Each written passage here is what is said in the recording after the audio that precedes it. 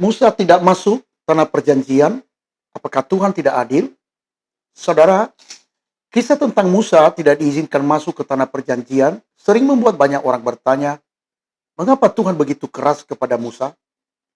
Padahal Musa adalah pemimpin besar yang dipakai Tuhan luar biasa, membelah laut Teberau, memimpin bangsa Israel keluar dari Mesir, berpuasa di hadapan Tuhan, bahkan berbicara dengan Tuhan seperti seorang sahabat.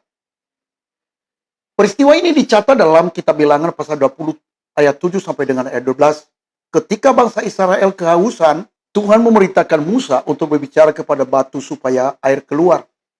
Tetapi Musa, karena kemarah kepada bangsa itu, justru memukul batu 2 kali dengan tongkatnya. Tuhan tetap membuat air keluar bagi umat Israel.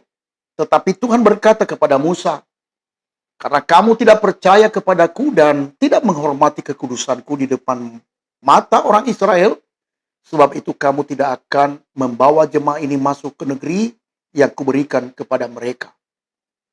Disinilah banyak orang merasa bahwa hukuman Tuhan terlalu berat. Namun ada beberapa pelajaran rohani yang sangat dalam dari peristiwa ini. Pertama adalah, semakin besar kepercayaan Tuhan, semakin besar tanggung jawab. Musa bukan orang biasa, ia adalah pemimpin pilihan Tuhan. Tuhan memakai Musa sebagai wakilnya di depan bangsa Israel. Karena itu kesalahan Musa tidak hanya menyangkut diri pribadinya, tetapi juga menyangkut bagaimana bangsa Israel memandang Tuhan. Musa bukan sekedar salah memukul batu. Masalah utamanya adalah Musa bertindak dalam kemarahan. Musa tidak taat tepat seperti perintah Tuhan. Dan Musa gagal memuliakan Tuhan di depan umat.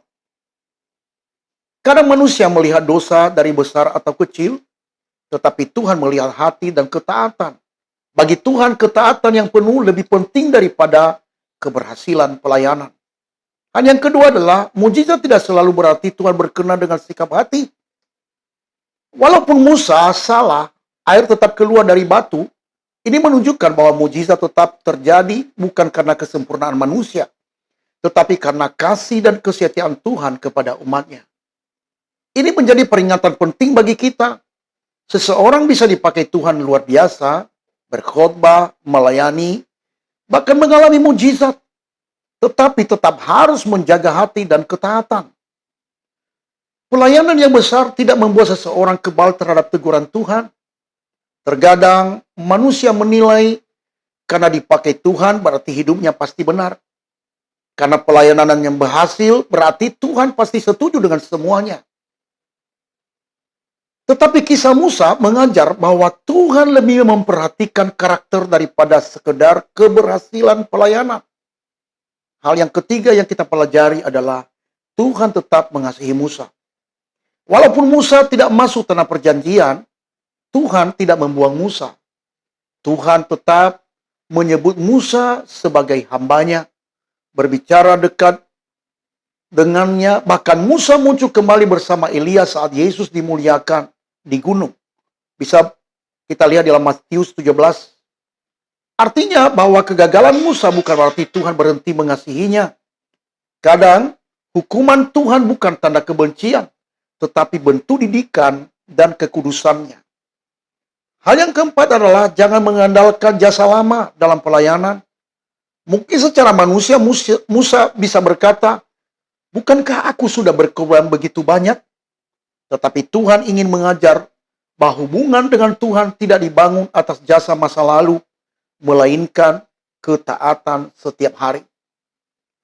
Pelayanan bertahun-tahun tidak boleh membuat seseorang merasa bebas hidup sembarangan, merasa pasti aman, atau menganggap dosa kecil tidak masalah. Semakin lama melayani Tuhan, semakin harus rendah hati dan takut akan Tuhan. Renungan bagi hamba-hamba Tuhan dan semua kita orang percaya, kisah Musa adalah cerminan bagi semua orang percaya, terlebih bagi para pelayan Tuhan. Artinya jangan sampai pelayanan besar tetapi hati mulai keras, dipakai Tuhan tetapi kehilangan ketaatan. Sibuk melayani tetapi tidak menjaga kekudusan hidup. Tuhan tidak hanya melihat apa yang kita kerjakan untuknya, tetapi juga bagaimana hati kita saat melayani Dia. Mungkin hari ini kita aktif melayani, dipakai berkhotbah dengan luar biasa, memimpin pelayanan, bahkan menjadi berkat bagi banyak orang. Namun Tuhan tetap rindu kerendahan hati, ketaatan, kesabaran, dan hati yang memuliakan Dia. Karena di mata Tuhan, akhir perjalanan iman jauh lebih penting daripada sekedar awal yang baik saat melayani Dia. Saudara, Musa memang tidak masuk tanah perjanjian di bumi, tetapi ia tetap menjadi milik Tuhan. Kisahnya mengajarkan kita bahwa Tuhan itu bukan tidak adil, Tuhan itu kudus. Kasih Tuhan besar, tetapi kekudusannya juga nyata. Kiranya kisah Musa menyadarkan kita, jangan bermain-main dengan ketidaktaatan. Jangan mengandalkan pengalaman rohani, dan jangan merasa pelayanan membuat kita aman. Tetaplah setia, tetaplah rendah hati, dan taat sampai akhir. Sebab Tuhan mencari bukan hanya orang yang dipakainya, tetapi orang yang tetap hidup benar di hadapannya sampai garis akhir kehidupan kita. Kasih karunia Allah menyertai kita sampai Tuhan Yesus datang kembali. Maranatha, blessing.